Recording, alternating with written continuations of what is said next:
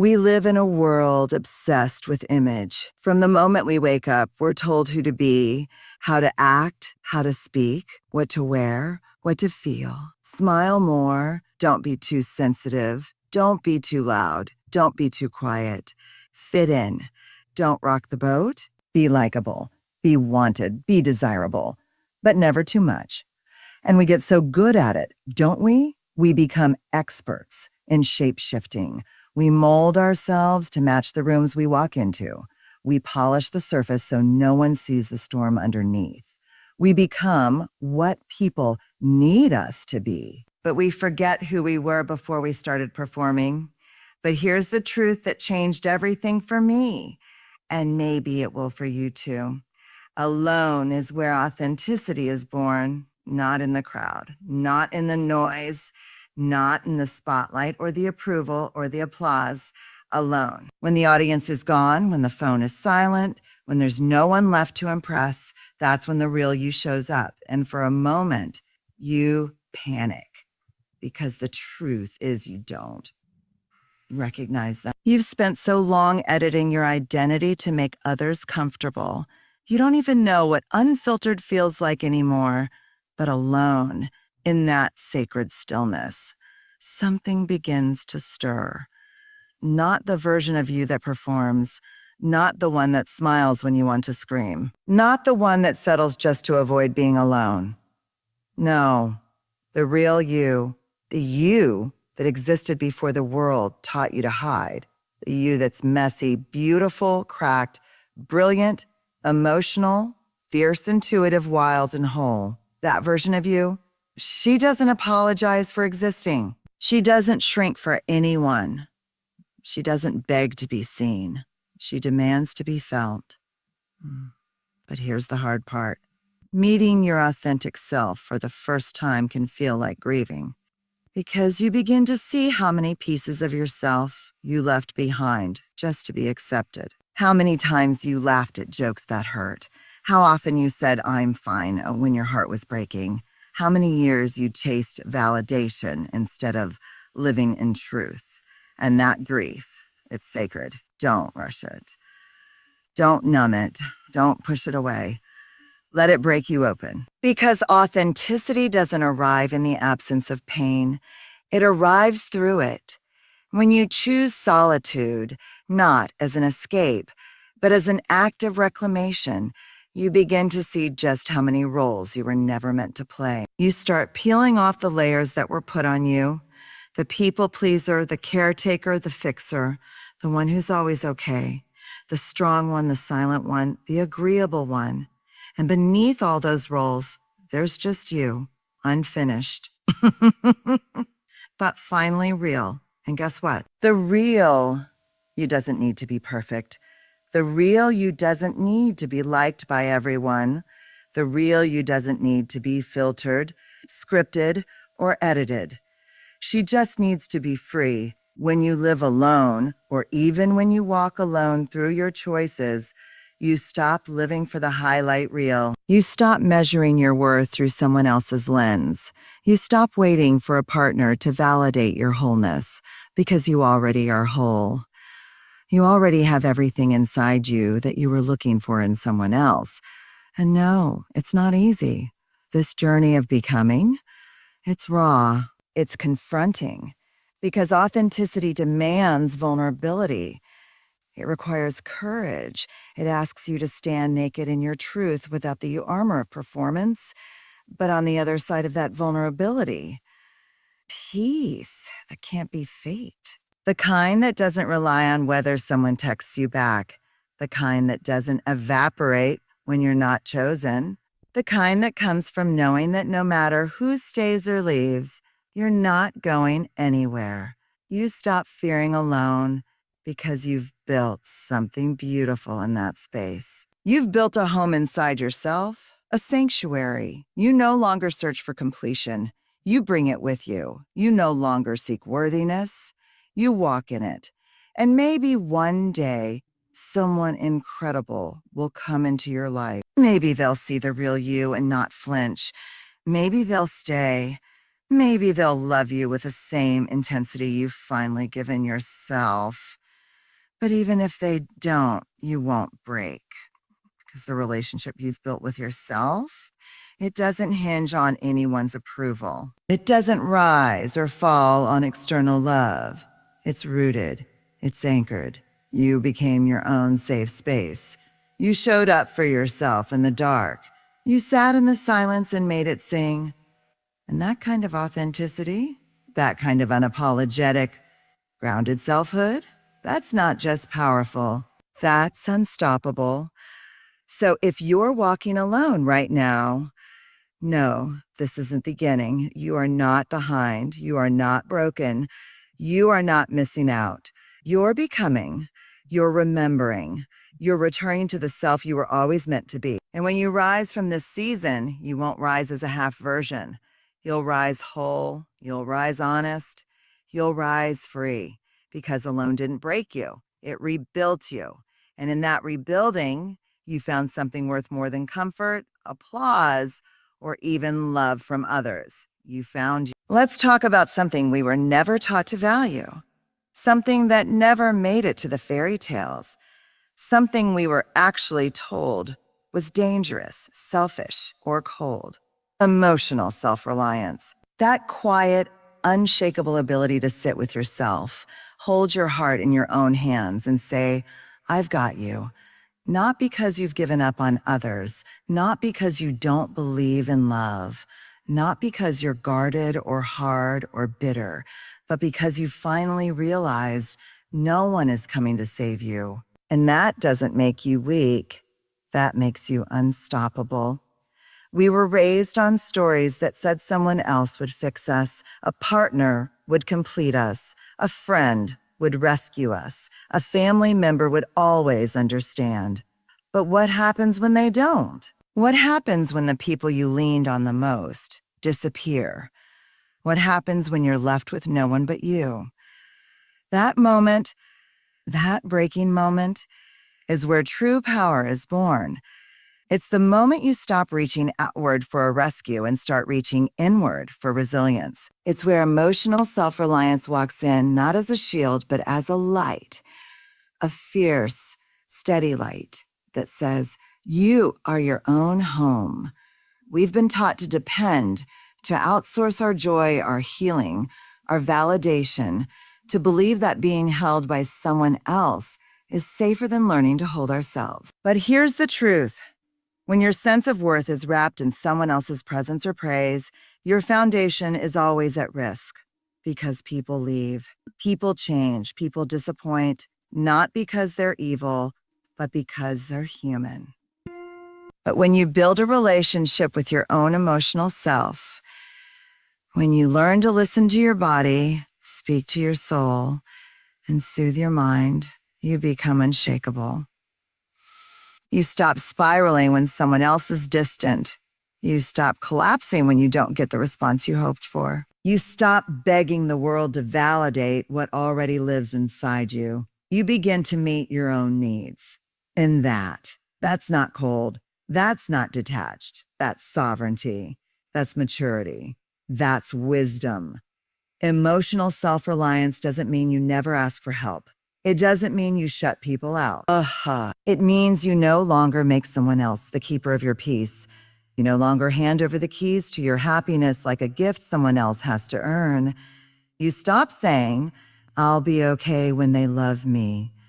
And you start saying, I'll be okay whether they do or don't. You stop saying, I need them to fix this, and start saying, I trust myself to heal. You stop saying, you please don't leave me, and start saying, if they go, I'll grieve, but I'll remain whole. Let me be clear. This kind of inner strength is not natural. It's not instinctive. It's forged in the fire of being let down, of crying alone, of watching people walk away when you thought they'd stay. It's built through loss, betrayal, abandonment, and the sharp ache of realizing no one is coming to pick up the pieces. But you are, and you did, and maybe you're still in it. Maybe you're in the part of the story where the tears still come at night, and the silence feels louder than love. Maybe you're still learning to be your own anchor. If so, let me tell you this. You are doing the sacred work of becoming emotionally whole. You are building a foundation that will not break the next time a storm comes. Because once you learn that you can sit in the discomfort without numbing, without running, without begging for someone to make it stop, you step into real power. Not the loud kind, not the kind that shows off. The kind that whispers, I know how to care for me. And here's the beautiful twist. The more emotionally self-reliant you become, the more beautifully you can connect with others because you're not clinging, you're choosing. You're not using people to escape yourself. You're inviting them into your fullness. You're not afraid to be alone, so you don't tolerate half love just to avoid it. You can love without losing yourself. You can give without depleting. You can receive without needing. Because now you know that the center of your emotional universe doesn't exist outside you. It exists within, and that sacred relationship with yourself, it changes everything. You become the person who can sit with your own sadness without panicking. You become the person who can validate your joy without waiting for applause. You become the person who knows how to regulate, reset, and rise. Not because you never feel pain, but because you know you'll survive it. You become the person who doesn't need to be saved, but is open to love. Healthy, whole, true love, because you're no longer asking it to complete you.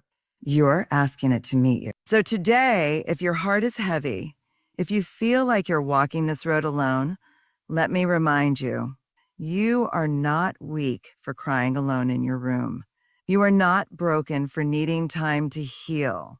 You are not behind because you're not in a relationship. You are becoming the kind of person who doesn't crumble when things fall apart. You are learning to be your own comfort, your own cheerleader, your own healer. You are becoming emotionally self-reliant. And that is a superpower, not because it makes you invincible, but because it makes you real. And nothing is stronger than someone who has made peace with their own emotions, stood tall in their own darkness, and whispered to their soul, I've got you no matter what. Not the voice that performs, not the voice that responds to messages, meets deadlines, says the right thing, fits the moment. I mean your voice, the quiet one. The one buried under the noise, beneath the expectations, beneath the distractions. That voice has been waiting, and you've been drowning it out in chaos. Because here's the truth we don't like to say out loud. Busy doesn't mean fulfilled. Loud doesn't mean alive. And connection doesn't always mean closeness.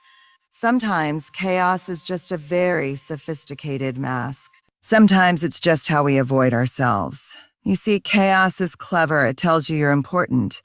It keeps you moving. It tricks you into thinking this is what life is all about. Hustling, networking, checking boxes, showing up, hosting, replying, planning, organizing, being seen. But what it rarely allows is stillness, because stillness is uncomfortable. Stillness is the place where all the things we've buried come rising to the surface. The pain we've avoided, the fear we've silenced, the grief we've carried but never acknowledged. But here's the sacred truth. Quiet reveals what chaos hides. In the quiet, you finally start to feel. You begin to hear the ache you've been ignoring. You notice the fatigue you've normalized. You catch the whisper that says, I'm tired of pretending. In the quiet, the masks fall off. No one is watching. No one is applauding. No one is asking you to be anything other than real. And for the first time in a long time, you breathe, not for the world, not to meet expectations, but for you. The quiet will hold you in ways the crowd never can. Okay. Because the quiet has no agenda. It doesn't need you to perform. It doesn't care about your resume or your image. It just wants your truth. And that truth, it might be messy. You might uncover loneliness you tried to ignore. You might realize you've been surrounded by people who don't actually see you. You might notice how much of your energy goes toward pleasing everyone else, leaving none for yourself. But let me be clear. None of that truth is weakness. It's not failure. It's freedom, because you cannot heal what you refuse to see. And you cannot see clearly until the noise fades. In the quiet, you remember who you were before the world told you who to be. You reconnect with the younger version of yourself, the one who dreamed differently, who loved openly, who spoke without fear. And maybe she's hurting, maybe she's tired, but she's still in there, waiting for you to notice her again. The world won't invite you to slow down. It won't celebrate your decision to unplug. It won't reward you for choosing solitude over performance. But let me promise you something. Your soul will burn so. Because every time you choose stillness over chaos, you are choosing alignment over approval. You are choosing clarity over confusion. You are choosing truth over image. And that's not just brave. That's revolutionary. Some of the most important realizations you'll ever have won't come during a meeting. They won't arrive in a group chat. They won't show up during the scroll or the hustle or the race. They'll come when you're sitting alone in a quiet room, doing nothing but breathing. And when they come, they'll change everything. You'll realize the relationship you were clinging to doesn't honor who you're becoming. You'll see that the job you've tied your worth to is draining the life from you. You'll finally understand that the exhaustion you feel isn't from working hard. It's from living misaligned.